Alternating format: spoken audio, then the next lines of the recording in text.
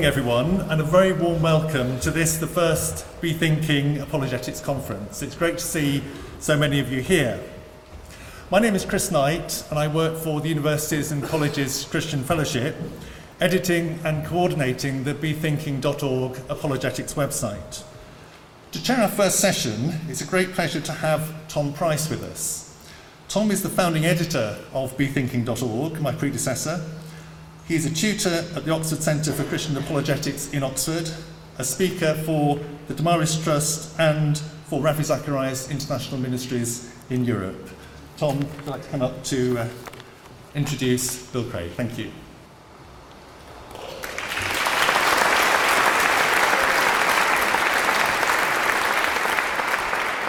Good morning. It's wonderful to be with you. I'm so excited to see so many of you here with a hunger to learn and think about apologetics. Many of you coming from different backgrounds, some of you being more skeptical, more agnostic about some of the questions we're going to be discussing today.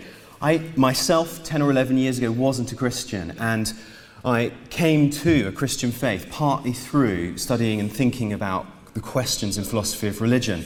And some of the authors that I came across will be names that are familiar to some of you. I started to read Alvin Plantinga. Very quickly I started to read Bill Craig's books, J.P. Moreland and Francis Schaeffer. And these books and the ideas in them completely transformed the way that I viewed the world, the way that I read my Bible, and the way that I thought that we could reach out, that we could do mission, that we could reach out to people with the good news of the gospel. So it's my pleasure to introduce you to William Lane Craig. Bill is the research professor of philosophy at Talbot School of Theology in La Mirada, California. He did his first PhD. I don't know many people who have two, but Bill's just greedy like that. He did his first PhD on the cosmological argument under John Hick at Birmingham University in 1977. Then he did his second PhD under Wolfhart Pannenberg in Germany in 1984, studying the historicity of the resurrection. He comes with him with the credibility of being a widely known and respected philosopher of religion, known in secular philosophy departments across the Anglo-American world. He is no Christian secret. He has made major contributions to the philosophy of religion and his defense of the Kalam cosmological argument. In fact, that argument has been the most widely discussed argument for God in Western philosophy. I'd like to just put two books in front of you. The first book is the first book of Bill's that I read. It's called Reasonable Faith. And I would encourage you, if you don't have a copy of this book, to get a copy of it. And then the second book is a book called On Guard. Now, this is £7.90, and for my money, this is one of the best popular level explanations of the evidences and arguments for God's existence that I have ever read in my life. It is a fantastic book. It's a triumph of popularization and writing, at the same time keeping that academic and scholarly credibility. So, without further ado, may I introduce you to William Lane Craig, who is going to deconstruct the new atheist objections to the arguments for God.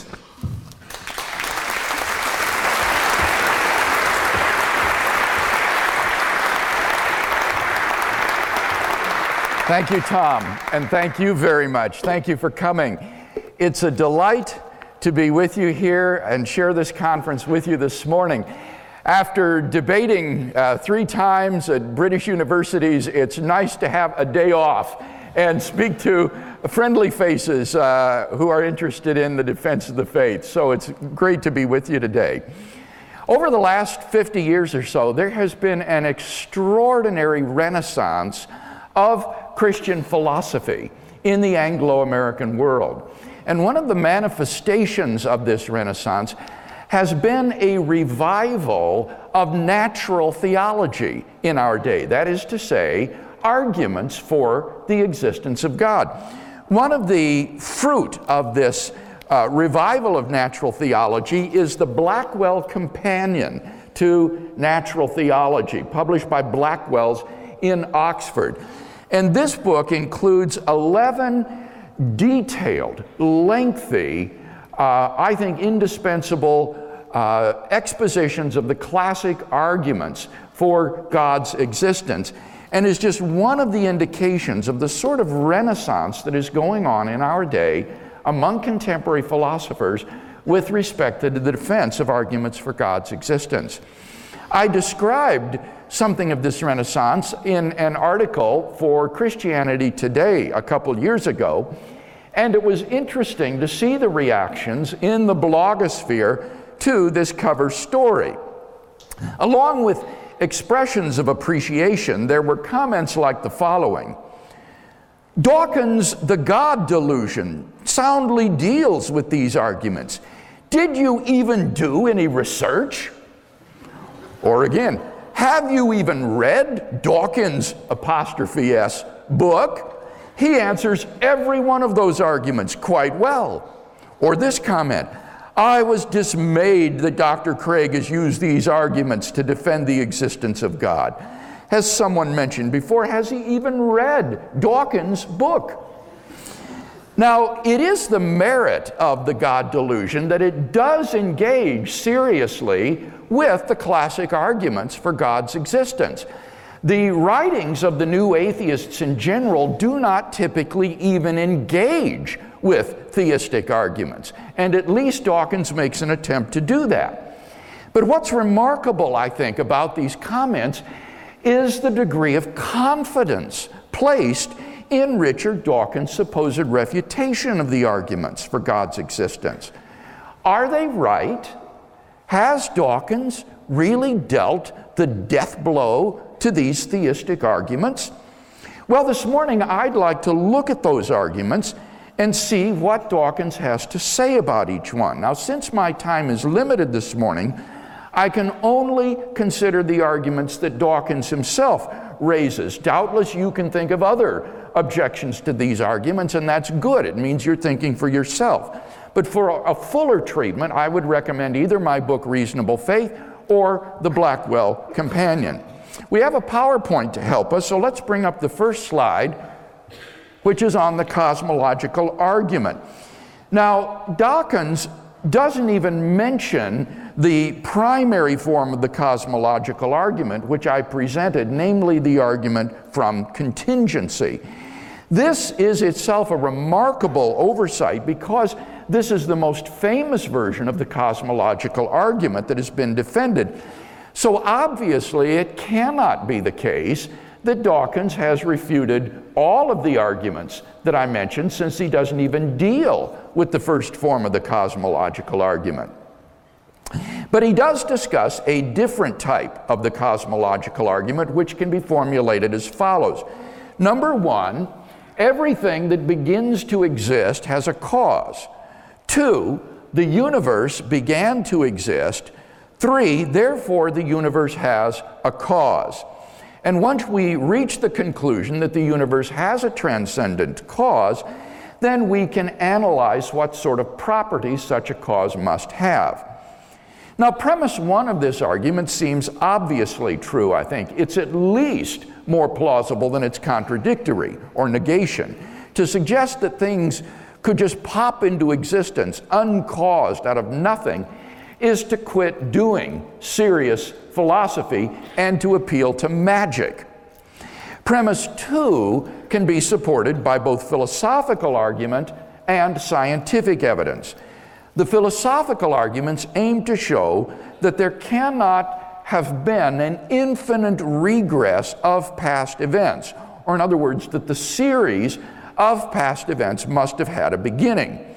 Now, these philosophical arguments for the finitude of the past are mind-expanding and very fascinating, but we needn't consider them this morning since Dawkins doesn't object to any of these arguments. As for the scientific evidence for the beginning of the universe, this is based upon the expansion of the universe. We now have pretty strong evidence that the universe is not eternal in the past, but had an absolute beginning a finite time ago. In 2003, Arvin Bord, Alexander Vilenkin, and Alan Guth were able to prove that any universe, which is on average in a state of cosmic expansion, cannot be infinite in the past, but must have had a past space-time boundary.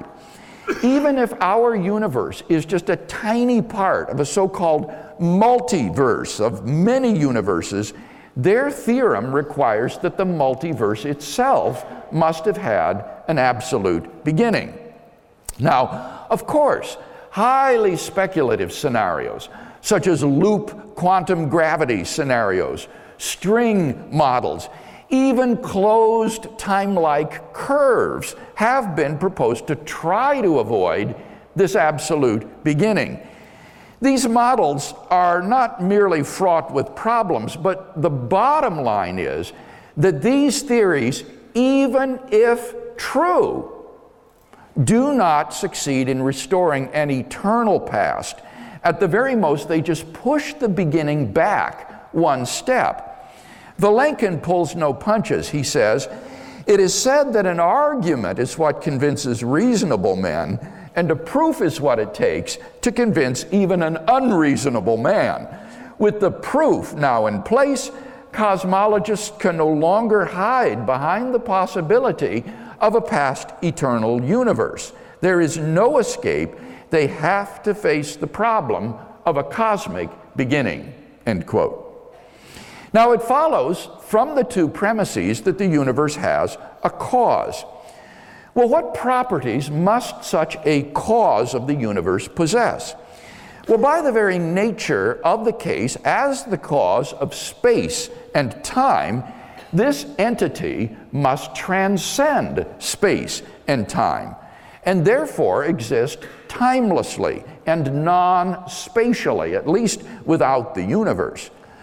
This transcendent cause must therefore be changeless and immaterial, since anything that is timeless must be unchanging, and anything that is changeless must be non-physical and immaterial, since material things are always changing on the molecular and atomic level, at least. Such a cause must be beginningless and uncaused, at least in the sense of lacking any prior causal condition, since there cannot be an infinite regress of causes. Occam's razor, which is the principle that says we should not multiply causes beyond necessity, will shave away any further causes, since one cause is required to explain the effect. This entity must be unimaginably powerful, if not omnipotent, since it created the universe without any material cause. Finally, and most remarkably, such a transcendent first cause is plausibly personal. Two reasons can be given for this conclusion. First, the personhood of the first cause is implied by its immateriality and timelessness. The only entities which could possibly possess such properties are either unembodied minds or else abstract objects like numbers. But you see, abstract objects don't stand in causal relations. The number 7, for example, can't cause anything. And therefore it follows logically that the transcendent cause of the origin of the universe is plausibly an unembodied mind. Second, this same conclusion is also implied by the origin of an effect with a beginning from a beginningless cause. We've concluded that the beginning of the universe was the effect of a first cause. Now, by the very nature of the case, that cause cannot have either a beginning of its existence or any prior cause. It just exists changelessly without a beginning, and a finite time ago, it brought the universe into existence. Now, when you think about it, this is exceedingly odd. The cause is in some sense eternal, and yet the effect which it produced is not eternal, but began to exist just a finite time ago. How can this be? If the necessary and sufficient conditions for the effect are eternal, then why isn't the effect also eternal? How can the cause exist without its effect? Well, it seems to me that there's only one way out of this dilemma, and that is to say that the cause of the universe's beginning is a personal agent endowed with freedom of the will who freely chooses to create a universe in time. Philosophers call this type of causation agent causation. And because the agent is free, he can initiate new effects spontaneously by freely bringing about conditions which were not previously present. And thus, a finite time ago, a free creator can bring about the universe at that particular moment without any antecedent determining conditions. So, in this way, the creator could exist changelessly and eternally, but freely choose to create the world in time. By freely exercising his causal power, he brings it about that a universe with a beginning comes to exist. And so the cause is eternal, but its effect is not. In this way, it is possible for the temporal universe to have come to exist from an eternal cause, namely through the free will of a personal creator. We may therefore conclude that a personal creator of the universe exists who is uncaused, beginningless, changeless, immaterial, timeless, spaceless, and unimaginably powerful. Now, Dawkins does, as I say, address this version of the cosmological argument. Remarkably, however, he doesn't dispute either of its premises.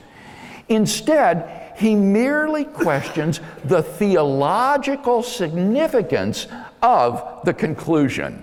He says, and I quote, "Even if we allow the dubious luxury of arbitrarily conjuring up a terminator to an infinite regress and giving it a name, there is absolutely no reason to endow that terminator with any of the properties normally ascribed to God: omnipotence, omniscience, goodness, creativity of design, to say nothing of such human attributes as listening to prayers, forgiving sins, and reading innermost thoughts."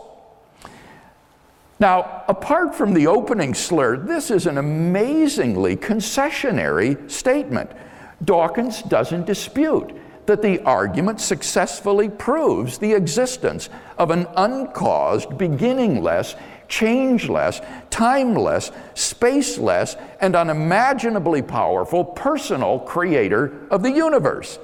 He merely complains that this cause hasn't also been shown to be omnipotent, omniscient, good, creative of design, listening to prayers, forgiving sins, and reading innermost thoughts. So what? The argument isn't intended to prove those things. It would be a bizarre form of atheism, indeed an atheism not worth the name, which admitted that there exists an uncaused, beginningless, changeless, timeless, immaterial, spaceless, unimaginably powerful, personal creator of the universe who may, for all we know, also possess the properties listed by Dawkins. So, we needn't call the personal creator of the universe God if Dawkins finds this unhelpful or misleading, but the point remains that such a being, as described by this argument, must exist. Argument number 2, the moral argument. Here's a simple moral argument for God's existence. Premise 1, if God does not exist, objective moral values and duties do not exist. Premise 2, objective moral values and duties do exist, from which it follows logically 3, therefore God exists. Now, what makes this little argument so powerful is that not only is it logically ironclad, but also that people generally believe both premises. In fact, with respect to premise 1, Dawkins informs us, there is at bottom no design, no purpose, no evil, no good, nothing but pitiless indifference. We are machines for propagating DNA. It is every living object's sole reason for being. But although he says that there is no evil, no good, nothing but pitiless indifference, the fact is that Richard Dawkins is a stubborn moralist. He vigorously condemns such actions as harassment and abuse of homosexuals, the religious indoctrination of children, the Incan practice of human sacrifice, and prizing cultural diversity over the interests of Amish children.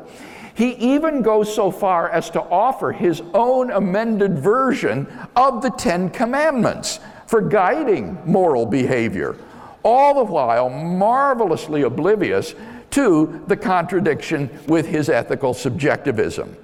Thus, affirming both premises of the moral argument, Dawkins is, on pain of irrationality, committed to the argument's conclusion, namely that God exists. Number 3, the teleological argument. The cutting edge of contemporary discussion of the teleological argument concerns the remarkable fine-tuning of the universe for intelligent life. Dawkins responds to this form of the argument in chapter 4 of his book under the heading, The Anthropic Principle, Cosmological Version. Here's a simple formulation of the teleological argument based on fine-tuning. Premise 1, the fine-tuning of the universe is due to either physical necessity, chance, or design. 2, it is not due to physical necessity or chance. 3, therefore, it is due to design. Now, with respect to premise 1, I'd better explain what is meant by fine-tuning. The expression does not mean designed. Otherwise, the argument would be obviously circular. Rather, during the last 40 years or so, scientists have discovered that the existence of intelligent life depends upon a complex and delicate balance of initial conditions given in the Big Bang itself. Were nature's fundamental constants and quantities to be altered by less than a hair's breadth, this life-permitting balance would be destroyed, and so no living, interactive organisms could exist. Dawkins himself, citing the work of the Astronomer Royal, Sir Martin Rees, acknowledges that the universe does exhibit this remarkable fine-tuning. Now, premise 1 simply lists the 3 possibilities for explaining the presence of this amazing fine-tuning of the universe: physical necessity, chance, or design. The question is, which of these 3 alternatives is the most plausible? Well, premise 2 addresses that question. The first alternative, physical necessity, is extraordinarily implausible because the constants and quantities are independent of the laws of nature. So, for example, the most promising candidate for a theory of everything to date, the M theory or superstring theory, allows for a cosmic landscape of around 10 to the 500th power different possible universes governed by the present laws of nature. Dawkins notes that Sir Martin Rees rejects this first alternative, and Dawkins adds, "I think I agree."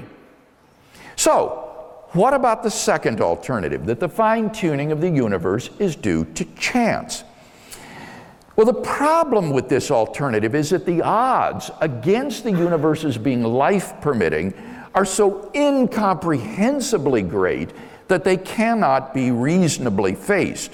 So, in order to rescue the hypothesis of chance, its proponents have been forced to adopt the remarkable hypothesis that there exists an infinite number of randomly ordered universes comprising a sort of world ensemble or multiverse of universes, in which our universe is but a member.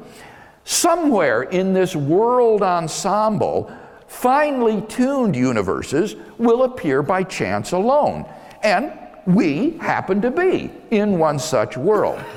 This is the explanation that Dawkins finds most plausible.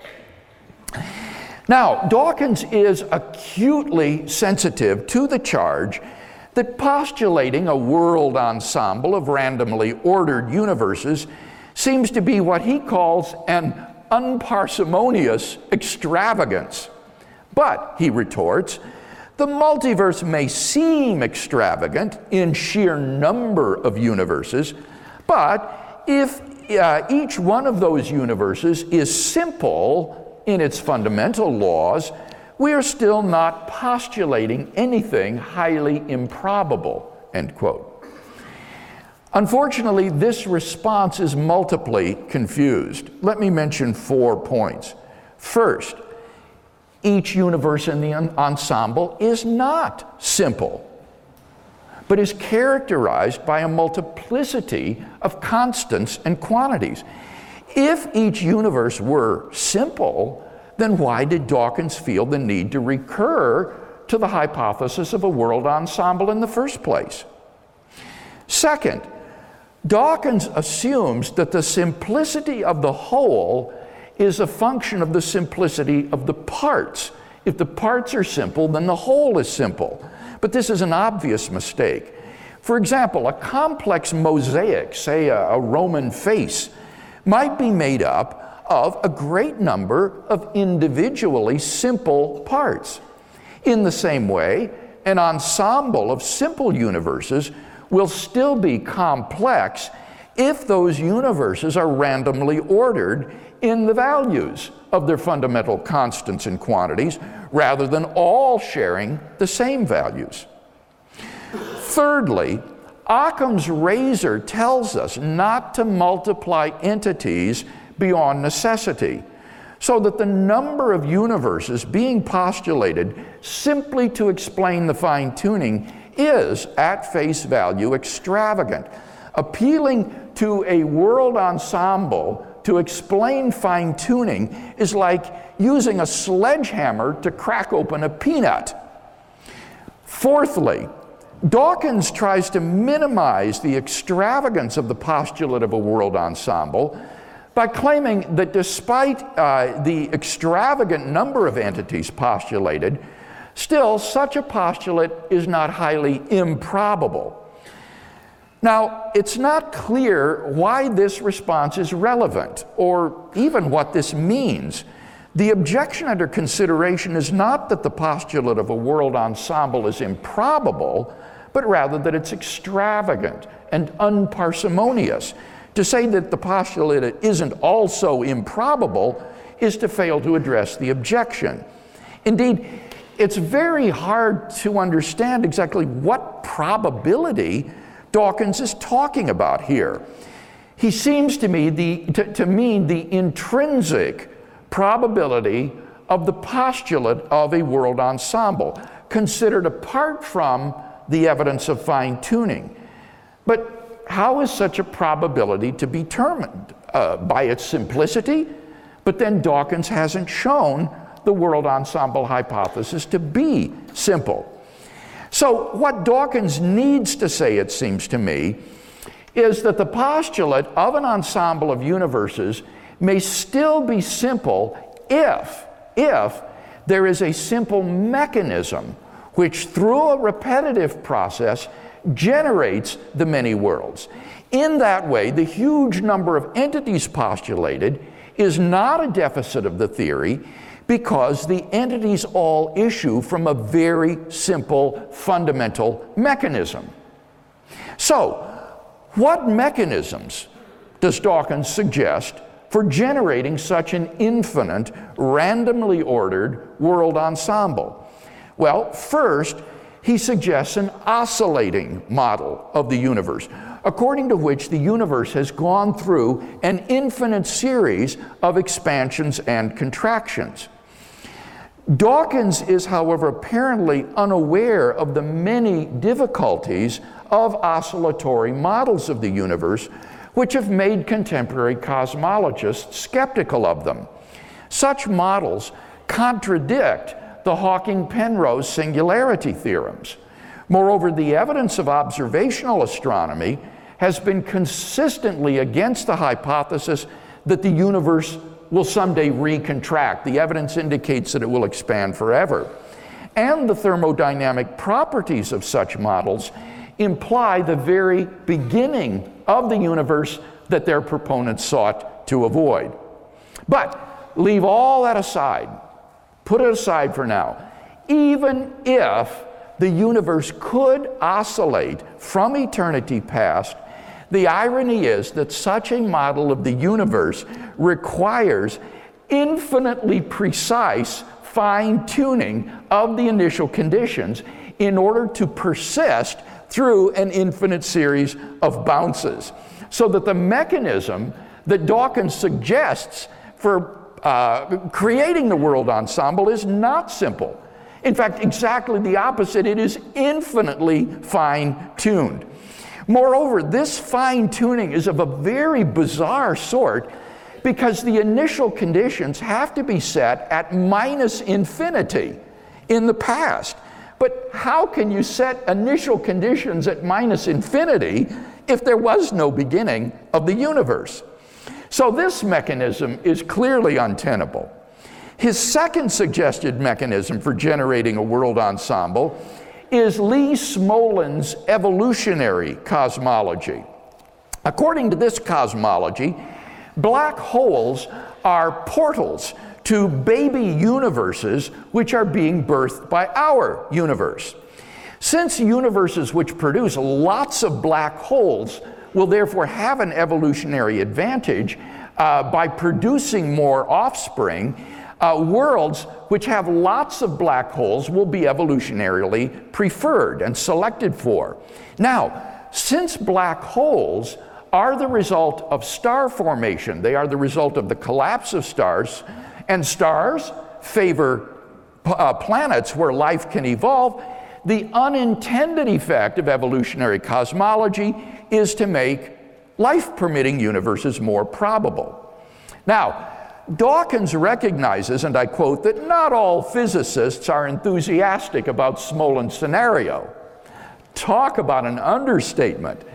For Smolin's scenario, wholly apart from its ad hoc and even disconfirmed conjectures, encountered insuperable difficulties. First, a fatal flaw in Smolin's scenario was his assumption that universes which produce lots of black holes would also produce lots of stable stars. In fact, it turns out that the exact opposite is true. The most proficient producers of black holes would be universes which generate primordial black holes prior to star formation, so that life-permitting universes would actually be weeded out by natural selection in Smolin's cosmic evolutionary scenario. And thus it turns out that Smolin's scenario would actually make the existence of a life-permitting universe even more improbable. Secondly, speculations about the universes begetting baby universes via black holes seems to contradict quantum physics. The conjecture that black holes might be portals of wormholes through which bubbles of false vacuum energy can tunnel to spawn new baby universes was the subject of a bet between Stephen Hawking and John Preskill, which Hawking finally admitted in 2004 that he had lost. The conjecture would require that the information locked up in a black hole could be utterly lost by forever escaping to another universe. One of the last holdouts, Hawking finally came to agree that quantum theory requires that the information is preserved in black hole formation and evaporation. The implications, Hawking says, there is no baby universe branching off as I once thought. The information remains firmly in our universe. I'm sorry to disappoint science fiction fans, but if information is preserved, there is no possibility of using black holes to travel to other universes, end quote. And so if this result is correct, Smolin's scenario is literally physically impossible. Well, these are the only mechanisms that Dawkins suggests for generating an ensemble of randomly ordered universes. Neither of them is even tenable, much less simple. Dawkins has therefore failed to turn back the objection that his postulation of a randomly ordered world ensemble is an unparsimonious extravagance. But there are even more formidable objections to the postulate of a world ensemble, of which Dawkins is apparently unaware. His Oxford colleague, Roger Penrose, has argued forcefully that if our universe is just a random member of a world ensemble, then it is inconceivably more probable that we should be observing an island of order no larger than our solar system in a sea of chaos. Observable universes like those are simply much more plenteous in the world ensemble than worlds like ours, and therefore ought to be observed by us. Since we do not have such observations, that fact strongly disconfirms the world ensemble hypothesis.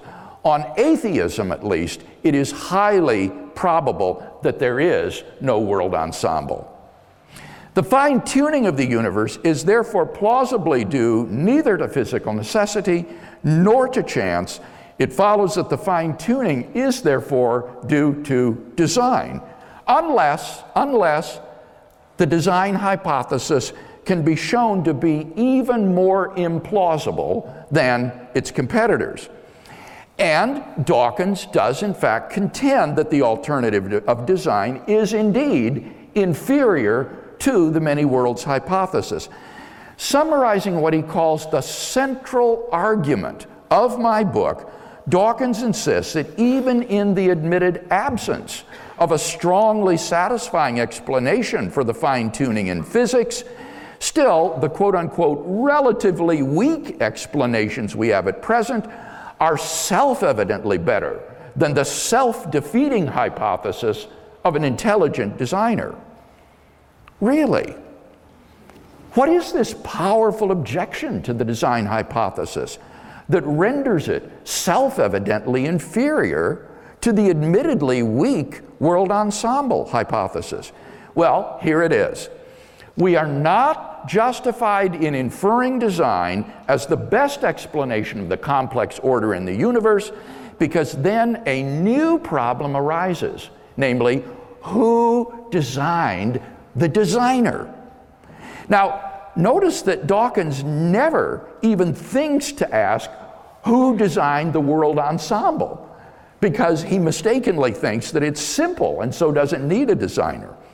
But this question, who designed the designer, is apparently supposed to be so crushing that it outweighs all the problems with the world ensemble hypothesis.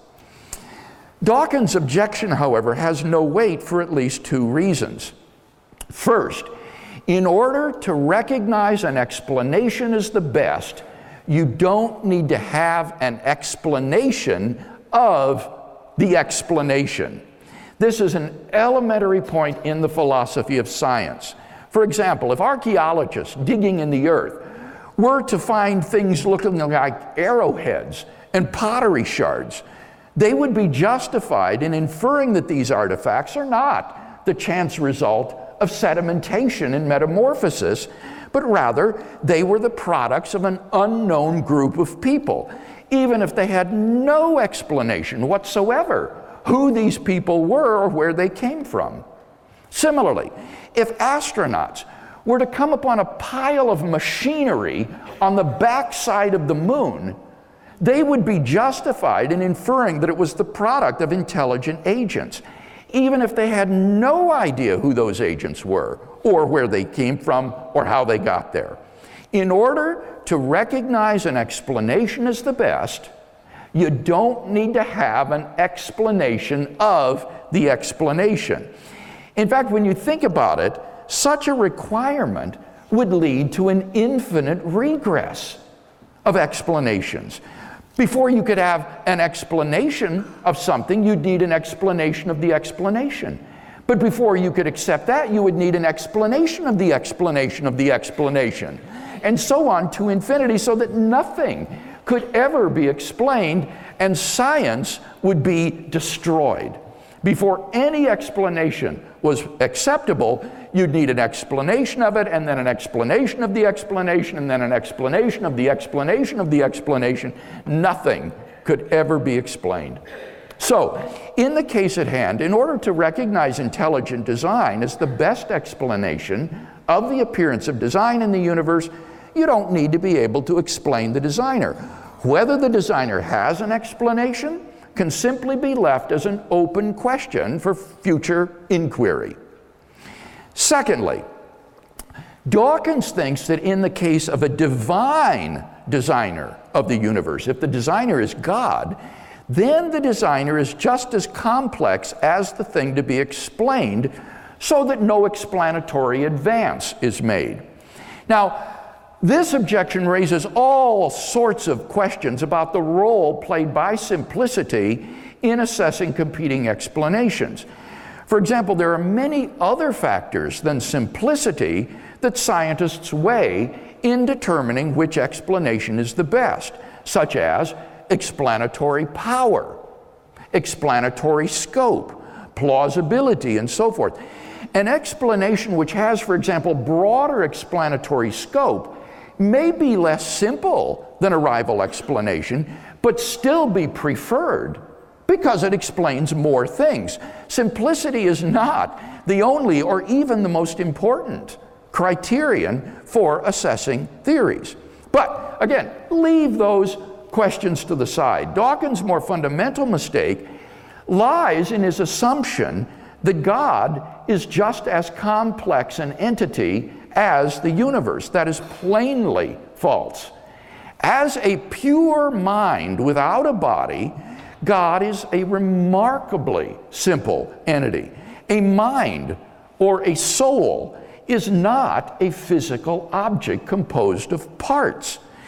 In contrast to the contingent and variegated universe, with all its inexplicable constants and quantities, a divine mind is startlingly simple.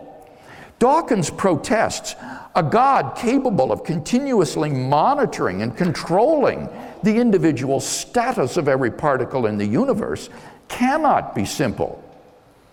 Well, this is just confused.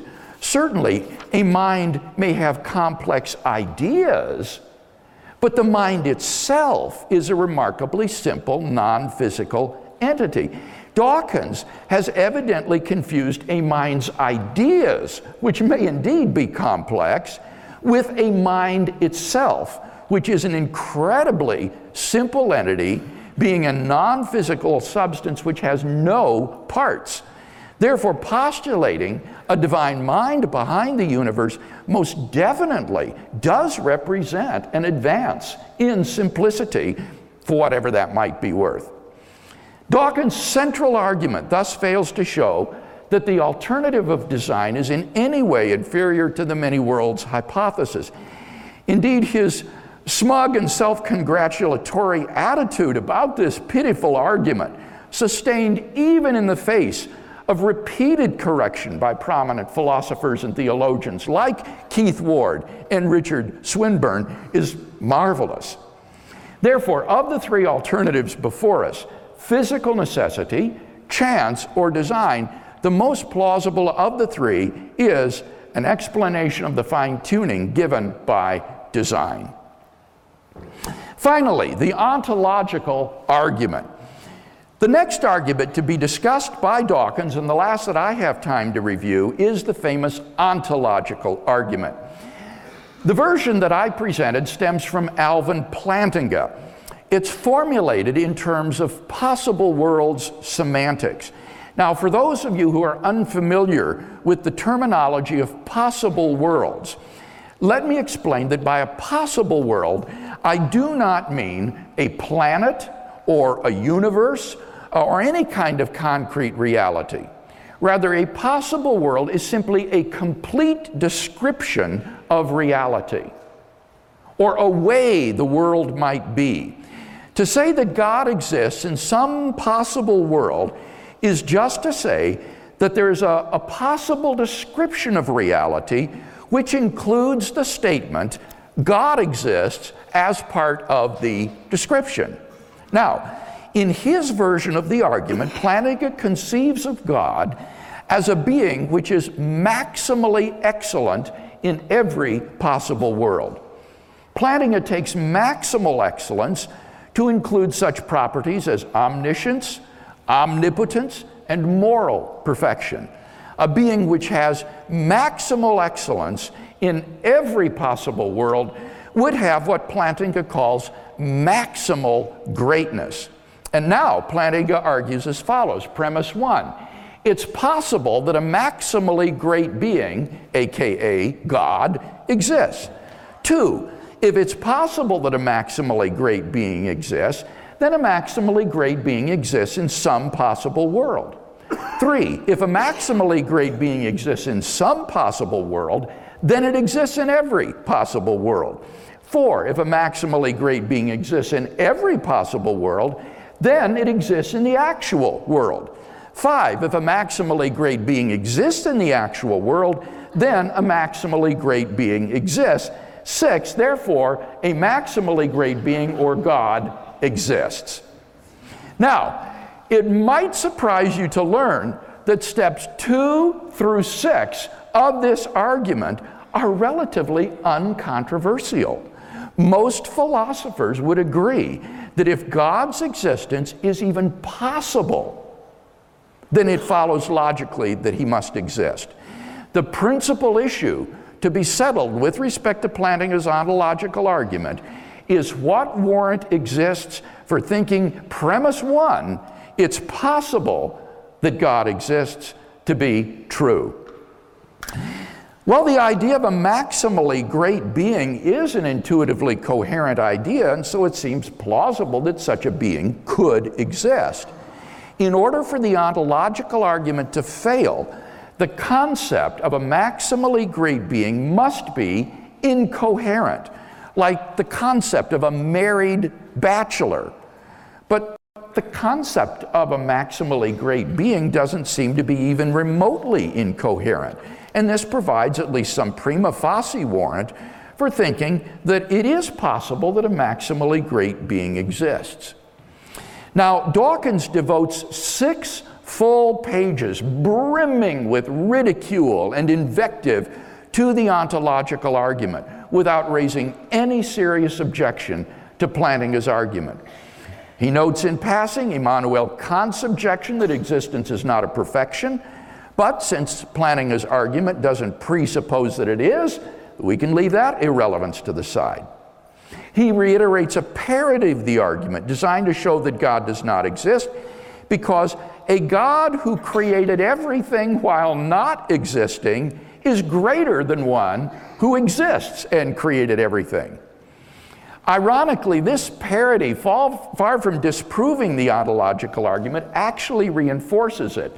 For a being which creates everything while not existing is a logical incoherence, and therefore is impossible. There is no possible world which contains a non-existent being which creates the world. Now, if the atheist is to maintain, as he must, that God's existence is impossible, then the concept of God would have to similarly be incoherent. But it's not, and that supports the plausibility of premise 1. Dawkins also chortles, I've forgotten the details, but I once piqued a gathering of theologians and philosophers by adapting the ontological argument to prove that pigs can fly. They felt the need to resort to modal logic to prove that I was wrong. Well, this is just embarrassing. The ontological argument just is an exercise in modal logic, the logic of the possible and the necessary. I can just imagine what the philosophers and theologians whom Dawkins piqued at that conference must have been thinking. Well, I'm out of time. There are other arguments to be discussed. Doubtless you can think of substantive objections to the arguments I have discussed. But at least I hope to have shown that the objections raised by Richard Dawkins to those arguments are not even injurious, much less deadly.